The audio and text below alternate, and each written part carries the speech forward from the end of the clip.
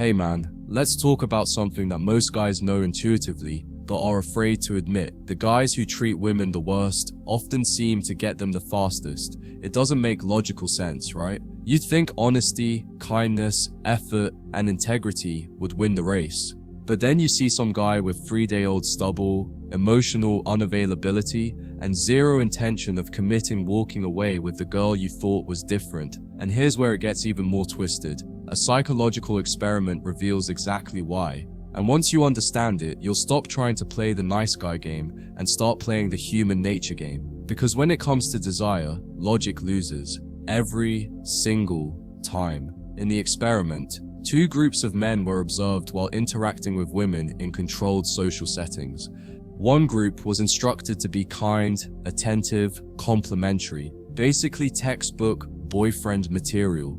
The other group was told to be emotionally distant, flirty but inconsistent, and somewhat self-centered. Guess who the women were more drawn to, flirted back with, and described as mysterious and irresistible? You guessed it, the so-called Fkboys. The same men who gave the least amount of stability sparked the most interest. Why? Because of how female psychology is wired. It's not about being toxic, it's about triggering emotion. And emotional spikes, unpredictability, and contrast create obsession faster than comfort ever will. The reason is rooted in something called intermittent reinforcement. It's a psychological principle used in gambling, addiction, and now dating. When a woman doesn't know how you feel, when you're sometimes warm and sometimes distant, her brain releases more dopamine than it would in a predictable interaction. That uncertainty becomes addicting. You become the slot machine. She keeps pulling the handle hoping for validation, and when you finally give it, the high is euphoric. That's why women chase men who confuse them. It's not that they love the chaos, it's that their brain chemistry has been hijacked. Now, don't get it twisted.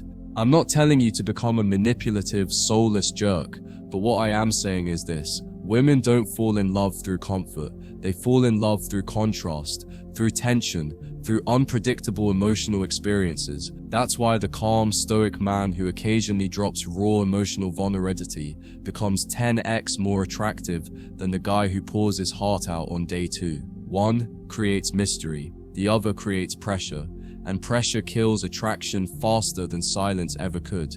In the same experiment, researchers found that women rated men as more attractive when they didn't know if the man liked them. When asked to rate photos of men who were described as into them versus uncertain, women consistently gave higher scores to the latter. Why? Because uncertainty triggers imagination, and imagination is where seduction lives. When a woman fills in the blanks, she becomes the author of the fantasy, and that fantasy becomes far more powerful than reality.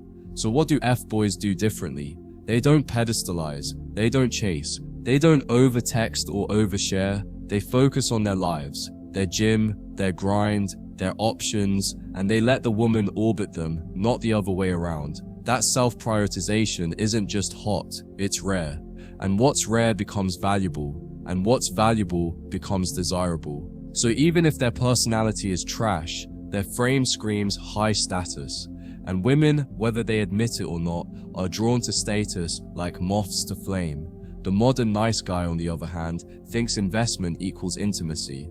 He believes that by showing how much he cares, he'll earn her affection. But what he's actually doing is overwhelming her nervous system. He removes the mystery, he becomes predictable, and worse, he starts simping. And nothing kills feminine desire faster than a man who places her above himself. She doesn't want your world to revolve around her.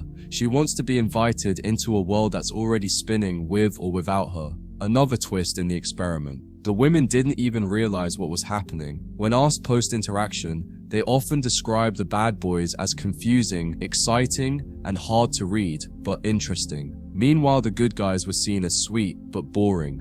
Think about that. The same traits that make a guy loyal, stable, and consistent are the same ones that, without polarity, can dry up attraction. Because comfort without tension feels like friendship. And women don't sleep with their friends, they sleep with the men who move them. This doesn't mean being toxic wins. What it means is that emotional control wins. Creating tension, knowing when to pull back, being mysterious, and not giving validation like it's free candy. That's what creates long-term attraction. Fboys don't do this by reading books. They do it by default, but you can do it by choice, by understanding the dance, not getting attached, and staying grounded in your masculine core. That's not manipulation, that's awareness. If you've ever wondered why ghosting sometimes pulls her back in faster than a heartfelt message, it's not because she's broken, it's because the silence triggers possibility. Did he lose interest? Is he with someone else? Did I do something wrong? Those questions create loops in her mind. And the Zeigarnik effect, the psychological phenomenon where unfinished interactions dominate mental space, keeps you in her head. Fboys know this intuitively, and that's why they get chased more than cherished. There's something dangerous about certainty when it comes too early. When a man shows all his cards before she's even earned the right to see them, the chase is over. And when the chase ends, so does the thrill. That's the fuel that feeds the dynamic of desire. Fboys rarely give up full access to their thoughts or emotions, and ironically, that makes women lean in even harder. The less she knows, the more she wants to find out. And that unknown territory, that's where obsession lives. One overlooked truth is that these men never try too hard. And in not trying, they project abundance. Women can sense when you're starving for attention, when your self-worth is tied to their replies, their compliments, or their affection. The guy who isn't desperate, who can walk away without flinching, sets the tone. He becomes the chooser, not the chosen. That flips the dynamic. Suddenly she's the one performing, proving, seducing, and that's when attraction becomes investment. Another pattern, these guys don't overshare. They're cryptic, mysterious, unapologetically themselves, and that makes every piece of information feel earned. When you give too much too soon, you remove curiosity. Curiosity is emotional currency in dating. It creates pull. If she feels like she knows everything about you in the first few days, her brain files you undersolved. But when she senses there's more to uncover, that's when you become unforgettable. What women crave isn't constant attention, it's emotional impact. They want a man whose presence disrupts their routine, who triggers emotions they didn't expect. The guy who walks into a room and shifts the energy, not because he's loud, but because he's composed, grounded, in control of himself and his world. Fboys may lack maturity, but they often carry this aura of emotional independence. That energy is magnetic. It feels like confidence, even when it's chaos underneath. And here's the punchline. Fboys don't even need to be attractive. Half the time, they're average guys with extraordinary self-belief. They don't seek permission, they don't fear rejection, they don't chase validation. They flirt because it's fun, not because it's survival. That's what sets them apart. Their detachment isn't a tactic, it's embedded in their identity. And that ironically makes them 10x more appealing than the guy who's trying to get it right. You have to realize, being calm, distant, or detached doesn't mean being cold. It means being centered. It means not being reactive. It means staying composed when she tests you, when she flirts with others, when she pulls back just to see if you'll chase. That kind of masculine calm drives her wild, not because it's cruel, but because it makes her feel safe. Safe that you aren't emotionally fragile, safe that you don't need her to be whole. It also makes you unforgettable. Why? Because 90% of men are emotionally chaotic. They overreact.